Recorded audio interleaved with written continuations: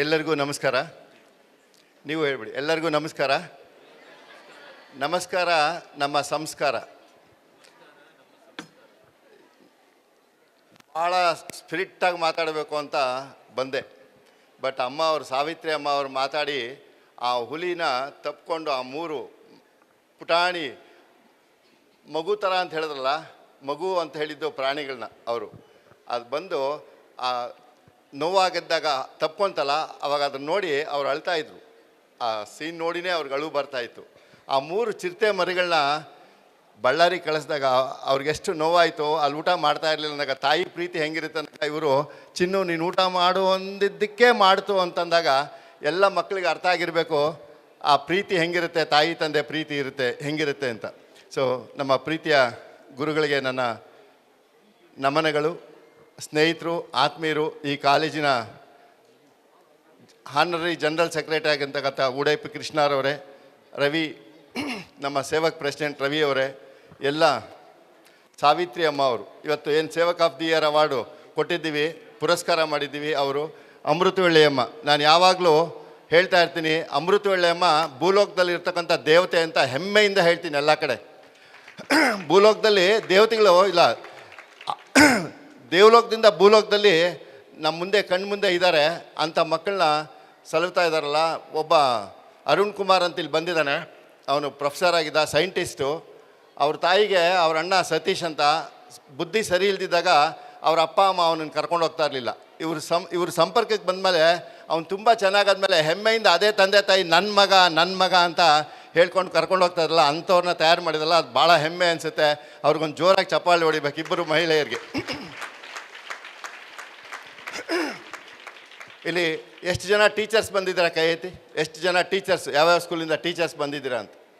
So ಭಾಳ ಸಂತೋಷ. Parents ಎಷ್ಟು ಜನ ಬಂದಿದ್ದೀರಾ? ಭಾಳ ಸಂತೋಷ. ಪೇರೆಂಟ್ಸ್ಗೆ, ಟೀಚರ್ಸ್ಗೆ ಮಕ್ಕಳನ್ನ ಉದ್ದೇಶಿಸಿ ಇವಾಗ ಮಾತಾಡ್ತೀನಿ, ನಿಮ್ಗೆ ಗೊತ್ತಿರಲಿ ಅಂತ. ಎಲ್ಲ ವಿದ್ಯಾರ್ಥಿಗಳಿಗೆ ಒಂದು ಮಾತು, ನಿಮ್ಮ ಅಮ್ಮ ಚೆನ್ನಾಗಿರ್ಬೇಕಾ? ಜೋರಾಗಿ ಹೇಳಿ, ಚೆನ್ನಾಗಿರ್ಬೇಕಾ? ನಿಮ್ಮ ಅಪ್ಪ ಇರಬೇಕು. ನಿಮ್ಮ ಅಪ್ಪ ಅಮ್ಮ ಚೆನ್ನಾಗಿರ್ಬೇಕು. ಟೀಚರ್ಸು, ಟೀಚರ್ಸಿಗೆ ಚೆನ್ನಾಗಿರ್ಬೇಕು ಅಂತ ಜೋರಾಗಿ ಹೇಳ್ತಾ ಇದ್ದೀರಲ್ವಾ? ಅದಕ್ಕೆ ಟೀಚರ್ಸ್ ಹೇಳಿದ್ದು ಮತ್ತು ಅಪ್ಪ ಅಮ್ಮ ಹೇಳಿದ ಮಾತು ಜೋರಾಗಿ ಹೇಳಿ. ಚೆನ್ನಾಗಿ ಒಳ್ಳೆ ಮಾರ್ಕ್ಸ್ ತೆಗಿಬೇಕು ಅಲ್ವಾ? ಆವಾಗ ನಿಮ್ಮ ಅಮ್ಮಗೂ ಖುಷಿ ಆಗುತ್ತೆ, ಅಪ್ಪಗೂ ಖುಷಿ ಆಗುತ್ತೆ, ಟೀಚರ್ಸ್ಗೂ ಖುಷಿ ಆಗುತ್ತೆ ಅಲ್ವಾ? ಹೌದು ಅಲ್ವಾ? ಹೇಳಿ, ಕೋರಸ್ಸಾಗಿ ಹೇಳಿ. ಅರೈಸ್. ಇಷ್ಟೇನಾ ಸೌಂಡು? ವಿವೇಕಾನಂದ ಸಿಂಹವಾಣಿ. Arise, awake, stop not till the goal is reached. ಏಳು, ಎದ್ದೇಳು, ಗುರಿ ಮುಟ್ಟುವ ತನಕ ನಿಲ್ಲದಿರು. ನಿನ್ನೆ ಬೆಳಗ್ಗೆಯಿಂದ ಈ ಕಾಲೇಜಲ್ಲೇ ಇದ್ದೀವಿ ನಾವು ಸೇವಕ್ಸ್ ಎಲ್ಲ. ಎಲ್ಲೂ ಪ್ಲಾಸ್ಟಿಕ್ಕು, ಒಂದು ಪೇಪರು ಏನೂ ಇಲ್ಲ. ಇಲ್ಲಿ ಒಂದು 500 ಜನ ವಿದ್ಯಾರ್ಥಿಗಳು ಈಗಾಗಲೇ ಬಂದಿದ್ದೀರಾ. ಎಷ್ಟು ಶುಭ್ರವಾಗಿದೆ. ನೀವು ಇವತ್ತೇ ಅಲ್ಲ, ನಾಳೆ ಬನ್ನಿ, ನಾಳೆದು ಬನ್ನಿ, ಯಾವಾಗ ಬಂದರೂ ನಮ್ಮ ಇಡೀ ಶೇಷಾದ್ರಿಪುರಂ ಸಮೂಹ ಸಂಸ್ಥೆಗಳೆಲ್ಲ ಇದೇ ಥರ ಇರುತ್ತೆ, ಇಷ್ಟು ನೀಟಾಗಿರುತ್ತೆ. ಸ್ವಚ್ಛತೆಗೆ ಬಹಳ ಒತ್ತು ಕೊಟ್ಟಿದ್ದೀವಿ. ಪ್ಲಾಸ್ಟಿಕ್ ಮುಕ್ತ ವಿಶ್ವ ಪ್ರಪಂಚನ ಮಾಡಬೇಕು ಅಂತ ಒಂದು ಸಂಕಲ್ಪ ಮಾಡಿ ಎಷ್ಟೋ ಕಾರ್ಯಕ್ರಮಗಳು ಈ ವೇದಿಕೆಯಲ್ಲಿ ಮಾಡಿದ್ದೀನಿ. ಅದಕ್ಕೆ ಎಲ್ಲೂ ಪ್ಲಾಸ್ಟಿಕ್ ಬಾಟ್ಲ್ ಇಟ್ಟಿಲ್ಲ, ಪ್ಲಾಸ್ಟಿಕ್ಕನ್ನು ಒಳಗಡೆ ತಂದಿಲ್ಲ, ಪ್ಲಾಸ್ಟಿಕ್ ಲೋಟ ತರಿಸಿಲ್ಲ ನಿಮಗೆ ನೀರು ಕುಡಿಲಿಕ್ಕೆ, ಪೇಪರ್ ಕಪ್ ಕೊಟ್ಟಿಲ್ಲ. ನೀವು ಪೇಪರ್ ಕಪ್ಪನ್ನು ರಾತ್ರಿ ನೀರಿನಲ್ಲಿ ನೆನೆಸ್ಬಿಟ್ರೆ ಬೆಳಗ್ಗೆ ಪ್ಲಾಸ್ಟಿಕ್ಕೇ ಒಂದು ಕಡೆ ಆಗುತ್ತೆ, ಪೇಪರೇ ಒಂದು ಕಡೆ ಆಗುತ್ತೆ. ಅದರಲ್ಲಿರೋ ನೀರು, ಆ ಸಾರನ್ನೆಲ್ಲ ಇಟ್ಬಿಟ್ಟು ಅದನ್ನು ಕುಡಿತೀವಿ. ಪ್ಲಾಸ್ಟಿಕ್ ಕಪ್ಪಲ್ಲಿ ಬಿಸಿ ಬಿಸಿ ಟೀ ಕುಡಿಬೇಡಿ. ಒಬ್ಬ ಹುಡುಗ 36 ವರ್ಷ, ಅವ್ನಿಗೆ ಯಾವುದು ಕುಡಿಯೋ ಅಭ್ಯಾಸ ಇರಲಿಲ್ಲ, ಸೇದೋ ಅಭ್ಯಾಸ ಇರಲಿಲ್ಲ, ಯಾವುದು ಚಟ ಇರಲಿಲ್ಲ. 36 ವರ್ಷ ಅವ್ನಿಗೆ ಆಪ್ರೇಷನ್ ಮಾಡಿದ್ರೆ ಹಾರ್ಟ್ ಪ್ರಾಬ್ಲಮ್ ಆಗಿತ್ತು. ಒಳಗಡೆ ಪ್ಲಾಸ್ಟಿಕ್ ಅಂಶ ಸೇರಿಕೊಂಡಿತ್ತು. ಆ ಕಾಫಿ ಬಿಸಿ ಒಳಗೆ ಪ್ಲಾಸ್ಟಿಕ್ ಅಂಶ ಹೋಗುತ್ತೆ.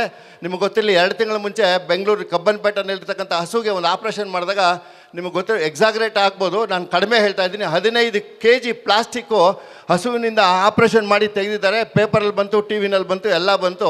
ನಾವು ಬದುಕಿದ್ದಾಗೇ ಪ್ರಾಣಿಗಳನ್ನ ಸಾಯಿಸ್ತಾ ಇದ್ದೀವಿ. ಈಗ ಅವ್ರ ಪ್ರಾಣಿಗಳಿಗೆ ಜೀವ ಕೊಡ್ತಾ ಇದ್ದಾರೆ. ಅವ್ರು ಎಂಥ ಮಾತಾಡಿದ್ರು, ಒಂದು ಬೆಕ್ಕು, ನಾಯಿನ ನೋಡಿದ್ರೆ ಪ್ರೀತಿಯಿಂದ ಸಾಕಿ ತೊಗೊಂಡು ಬನ್ನಿ ಮಾಡಿ ಅಂತ. ನನ್ನದೇ ಒಂದು ಅನುಭವನ ಹೇಳ್ತೀನಿ. ನಮ್ಮ ಮನೆಯೊಳಗೆ ನಾನು ಬೆಡ್ರೂಮಲ್ಲಿ ಒಂದು ಬೆಕ್ಕು ನಮ್ಮ ಮನೆಗೆ ದಿನ ಬರ್ತಾಯಿತ್ತು. ಭಾಳ ಚೆನ್ನಾಗಿ ಅದು ಹೊಂದ್ಕೊಂಡೋಗಿತ್ತು, ಮನೆ ಥರನೇ ಇತ್ತು. ಅದು ಹೆಣ್ಣಿನ ಬೆಕ್ಕು 4 ಪುಟಾಣಿ ಜನ್ಮ ಕೊಡ್ತು, 4 ಬೆಕ್ಕುಗಳಿಗೆ ಜನ್ಮ ಕೊಡ್ತು. ನನ್ನ ಬೆಡ್ರೂಮ್ ಕಾಟ್ ಕೆಳಗಡೆ ಮಂಚದ ಕೆಳಗಡೆ ಜನ್ಮ ಕೊಡ್ತು. ನಾನು ರೂಮಲ್ಲೇ ಮಲ್ಕೊಂಡಿದ್ದೀನಿ. ಸ್ವಲ್ಪ ಒಂದು 5-6 ದಿವಸ ಆದಮೇಲೆ ಅದನ್ನೇ ಕುತ್ತಿಗೆ ಹತ್ರ ಹಿಂಗೆ ಹಿಡ್ಕೊಂಡೋಗಿ ಅಟ್ಟಿದ ಮೇಲೆ ಸೇಫ್ಟಿ ಮಾಡ್ತು. ನಾನು ಕಣ್ಣಾರೆ ನೋಡ್ತಾ ಇದ್ದೆ. ಅದನ್ನು ಹಿಡ್ಕೊಂಡ್ರೆ ನೋವಾಗುತ್ತಾ? ಏನೂ ಅಳ್ಳಿಲ್ಲ.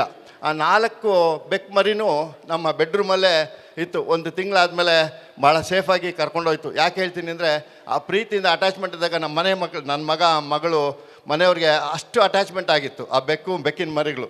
ಬೆಕ್ಕು ಅಪಶಕನ ಅಲ್ಲ, ನಾವು ಪ್ರೀತಿಯಿಂದ ನೋಡಬೇಕು ಅಂತ ಹೇಳ್ತೀನಿ. ಆಮೇಲೆ ನೀವೆಲ್ಲ ಇದ್ದೀರಲ್ಲ, ಇಲ್ಲೇನು ಕೂತಿದ್ದೀರಲ್ಲ, ಈ ಜಾಗ ಶಕ್ತಿ ಸ್ಥಳ ಅಂತ ನಾನಾದರೂ ಹೇಳ್ತೀನಿ. ಶಕ್ತಿ ಸ್ಥಳ.